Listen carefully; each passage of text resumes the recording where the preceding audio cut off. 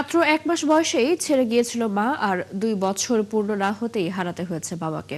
ফরিদপুরের নগরকান্দায় গণপিটুনিতে নিহত ট্রাক চালক হান্নান শেখের একমাত্র মেয়ে মুসলিমা। বোয়ালমারীর সাতইর গ্রামের ছোট্ট শিশু মুসলিমাকে নিয়ে দুশ্চিন্তায় বয়োবৃদ্ধ দাদা দাদি। ইউপি চেয়ারম্যান জানান, শিশুটিকে সর্বোচ্চ সহায়তা দেওয়া হবে। স্থানীয়রা দাবি তুলেছেন ট্রাক চালকের হত্যার বিচারের।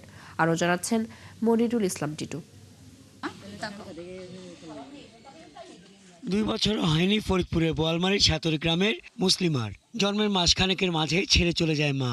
শুক্রবার হারিয়েছে সে তার বাবাকে। নগরকান্দায় বিলনালিয়া নতুন হাট খোলায় বেপরোয়া ট্রাক চালানোর অভিযোগ তুলে গণপিটুনি দিয়ে হত্যা করা হয় শিশুটির বাবা ট্রাক চালক হান্নান শেখকে। শিশুটির লালন পালনের ভার পড়েছে বয়োবৃদ্ধ দাদা দাদির উপরে। একদিকে ছেলে হারানোর শোক, অন্যদিকে শিশুটিকে লালন পালন ও ভরণ পোষণের চিন্তা চেপে বসেছে কৃষক দম্পতির ঘাড়ে। স্থানীয়রা দাবি তুলেছেন ট্রাক চালক হান্নান শেখের হত্যার বিচারে। আব্বা, আমাকে আব্বারে ডাক দাও। আব্বা ওঠো, আব্বা ওঠো, আব্বা ওঠো, আব্বা ওঠে না।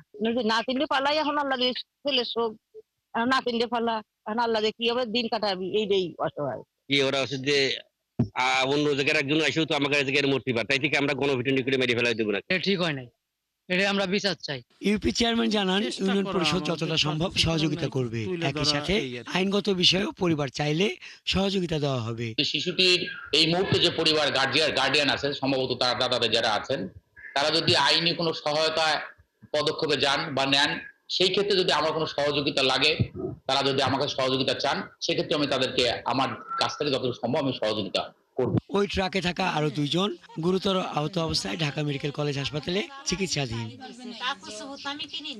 হাসান আহমেদ, ৭১।